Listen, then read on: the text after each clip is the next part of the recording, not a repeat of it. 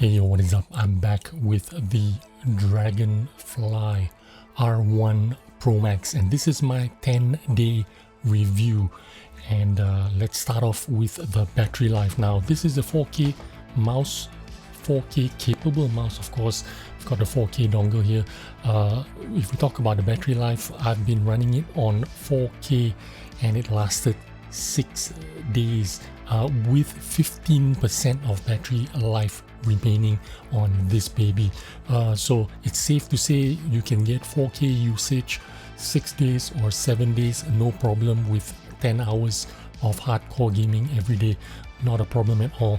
Right now I'm running it on 1K because I don't feel the 4K making any kind of difference in my life.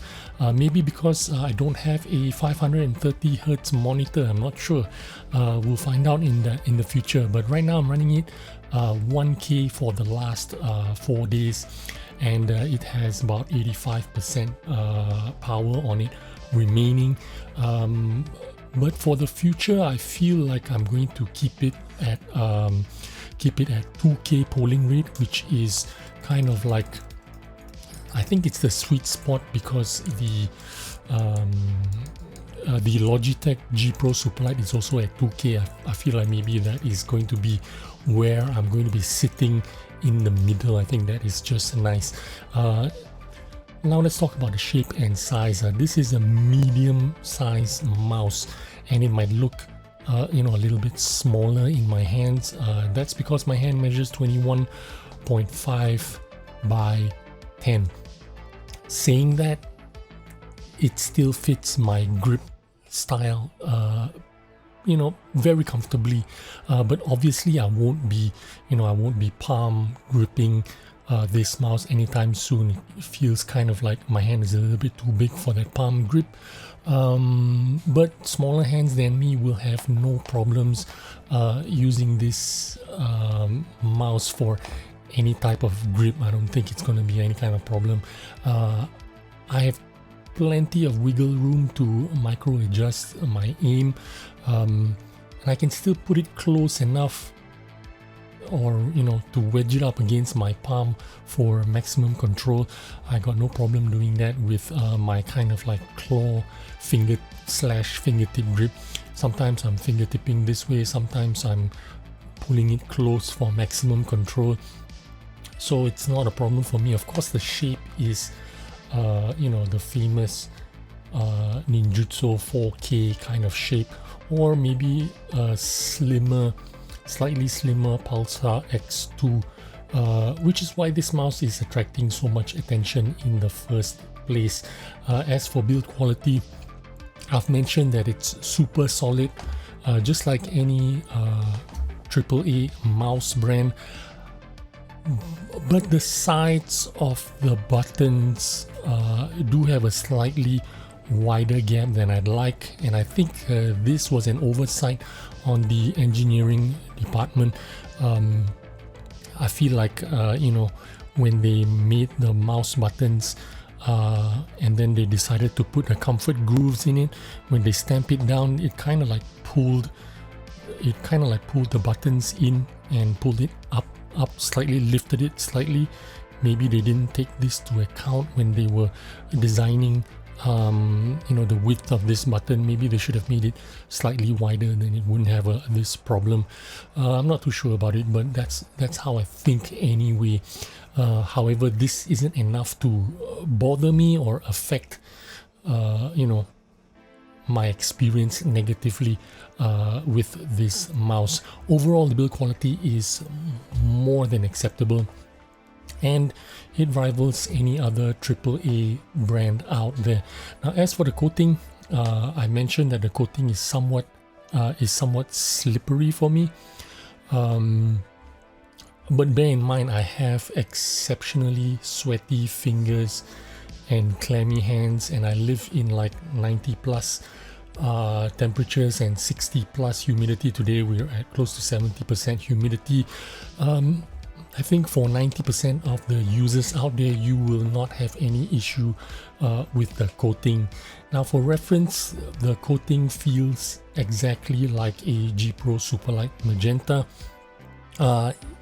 in my use case, I feel like I would need to clean it every 3 days, which is, you know, it isn't too bad if you consider that there are mouses out there with coatings that attract way much more fingerprints, grime. For example, the endgame gear coating would attract twice as much fingerprints and dirt. Now I was going to do the hygiene check for you guys, but this is actually my third attempt making this video because I had audio quality issues. I had a little shiny spot on my fingers and then a ring of dirt around it after 10 days. There was grime right here where my fingers rest, pushing out all that dirt to the edges of the mouse. So in that sense, it was kind of disgusting after 10 days, but you should expect it to be disgusting after 10 days. But in all honesty, after using it about 3-4 days, I started to notice some build-up with the grime and dirt. So in terms of cleanliness, I think it's okay. It's not too bad. It is half as bad as an endgame gear. Endgame gear is notoriously bad. This isn't too bad. This is kind of like acceptable. For it to pick up dirt after 10 days, I don't think anyone can fault it. It's not that bad. But with that being said, in the future going forward, I will be using side grips for this mouse, probably lizard skins or something, or super grips. Because I think I'm going to need that because it's a little bit too slippery for me.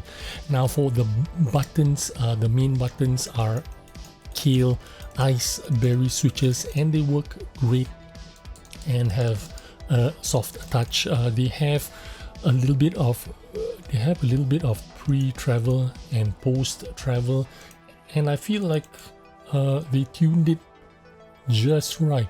The side buttons also have a little bit of pre-travel and post-travel, but you can't press enough of it to get it to sink into the shell, however hard you press them in. Overall, I feel like they designed the button actuations exactly the way,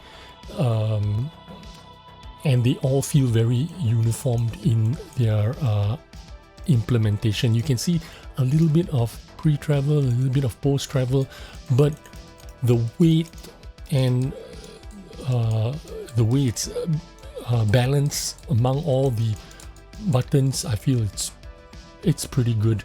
The scroll wheel itself is kind of silent, but if I'm vigorously going up and down, you can hear a little bit of sound. But if I'm scrolling normally, there is hardly a sound. You can feel you can make out there is a defined bump on every notch, and this is exactly the type of wheel I like. I think this is a silver TTC compared to a HTX wheel where there's load more resistance and a lot louder sound. I much prefer this type of mouse wheel. The wheel button itself is very tactile and snappy. I feel like they could have made this wheel better if they kind of like lowered the height a little bit. I feel like it's a little bit too high, but it's not higher than any other mouse. I mean, it's pretty normal height. I just personally feel like a lower wheel button is what I would prefer. As for the feet are PTFE, which are great, and they are a one-to-one copy of the Pulsar X2 design, which means you can buy all sorts of mouse feet that are already available in the market if you so choose to. Now, last but not least is of course the value proposition of this mouse. I think it's safe to say $53 with a 4K dongle shipped to my door is incredible value for money. But this is besides the point. Besides the money, regardless of the price point this mouse falls on, you are getting a great mouse with a proven track record.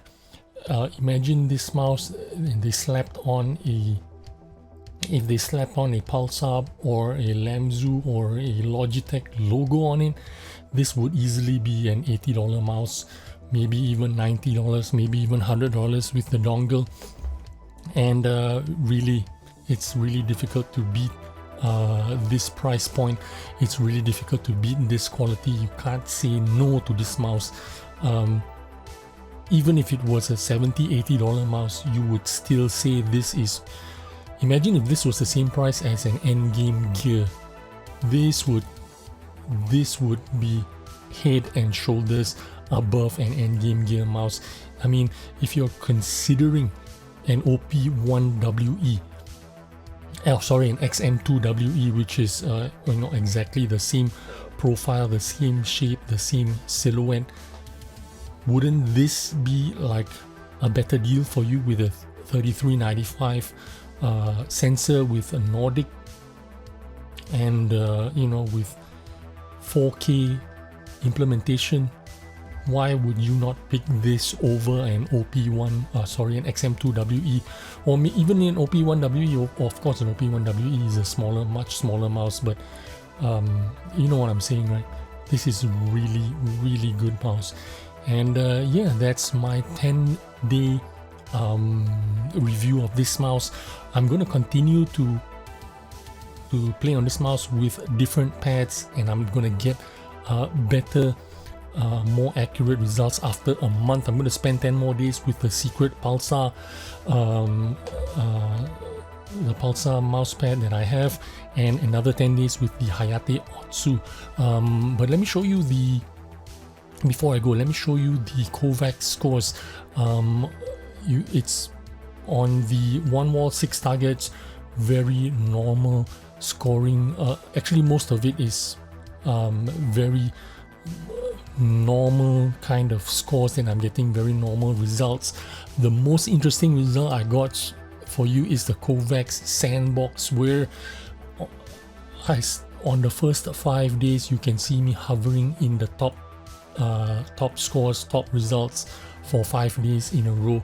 The 2 days you see me here dropping in performance is because I switched the pad out from the Tenta Octo Grip. I switched to the Artisan Raiden, and I had 2 really terrible days in the Artisan Raiden, and then I switched back to the Tenta Octo Grip again, Tenta X, and back to my good results again.